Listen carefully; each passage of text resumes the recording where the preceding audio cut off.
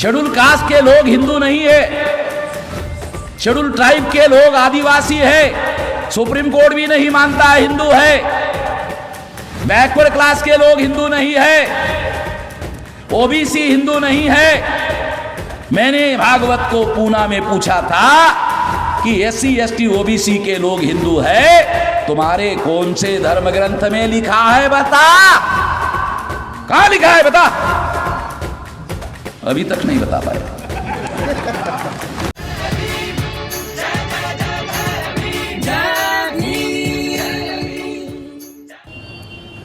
बाबा साहब आम्बेडकर इस खतरे को जानते थे। उन्होंने संविधान की पहली लाइन लिखी, India that is a Bharat. क्या बात।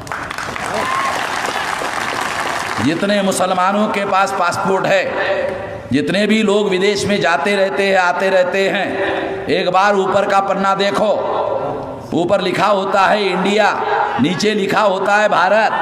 अरे एक बार तो पढ़ो भाई। हिंदुस्तान हिंदुस्तान हिंदुस्तान। मैं मुसलमानों को अनुरोध करता हूं, नहीं तो भागवत कामयाब हो जाएगा। जब आप हिंदुस्तान हिंदुस्तान हिंदुस्तान जिंदाबाद कहते रहोगे तो कामयाब हो जाएगा। आज के बाद नहीं बोलेंगे इंशाअल्लाह।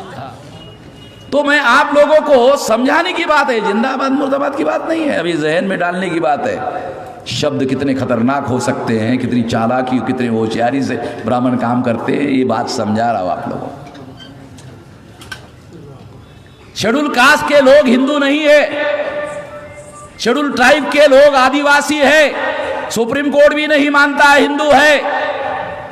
बैकवर्ड क्लास के लोग हिंदू नहीं है, ओबीसी हिंदू नहीं है। मैंने भागवत को पूना में पूछा था कि एससी एसटी ओबीसी के लोग हिंदू है, तुम्हारे कौन से धर्म ग्रंथ में लिखा है बता, कहां लिखा है बता। अभी तक नहीं बता पाया, भागवत नहीं बता पाया कि किसी भी धर्म ग्रंथ में हमारे लिए हिंदू नहीं लिखा हुआ, बल्कि हमारे विरोध में बहुत भयंकर लिखा हुआ है कि इनको कान में शीशा डाला जाएगा, जिंदा मार दिया जाएगा अगर सुनेंगे तो। अगर रामायण सुनेंगे तो कान में शीशा डालेंगे। तो रामायण फिर हमारा कैसे? रामायण सुनेंगे अगर शीशा होतेंगे तो कान में शीशा होतेंगे तो आदमी तो मर जाएगा ना। बोलेंगे ऐसा कोई शब्द काट देंगे जीभ।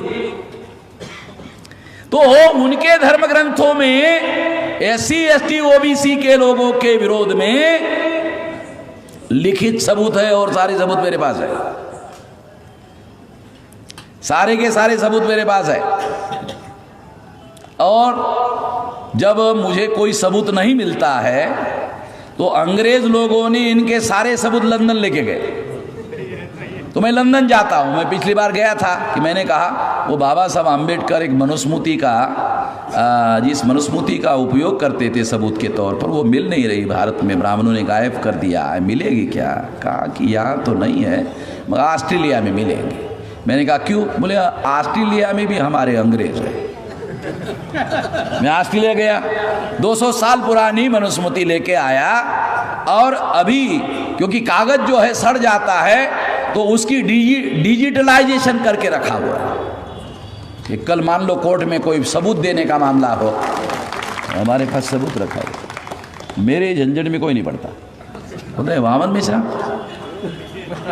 उसको जो बोलना है बोलने दो, उसके बारे में हम वामन मेश्राम नाम का आदमी भारत में पैदा हुआ है, हम किसी को पता ही नहीं चलने देंगे। तो मेरी कोई खबर छापते नहीं है कि पैदा हुआ आदमी। मैं लकड़ी लेकर भी नहीं चलता, हथियार बहुत दूर की बात है।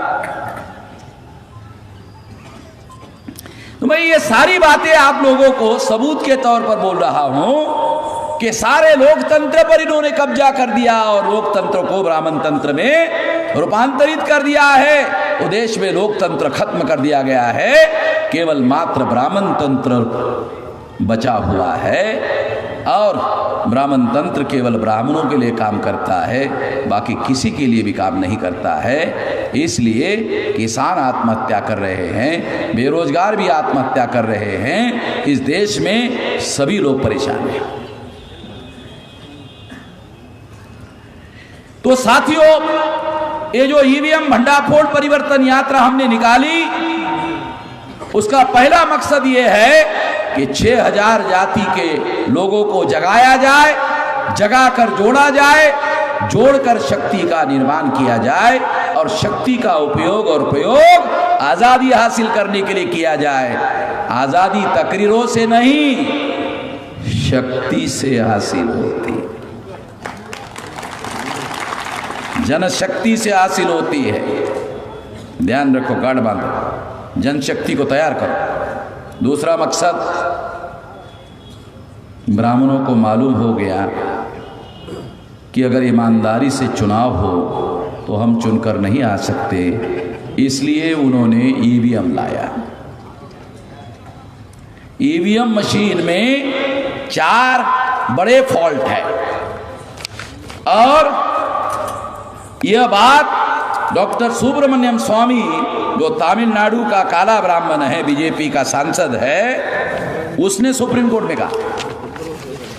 मेरे पास सुप्रीम कोर्ट के ऑर्डर की कॉपी है, काल्पनिक नहीं कह रहा हूं।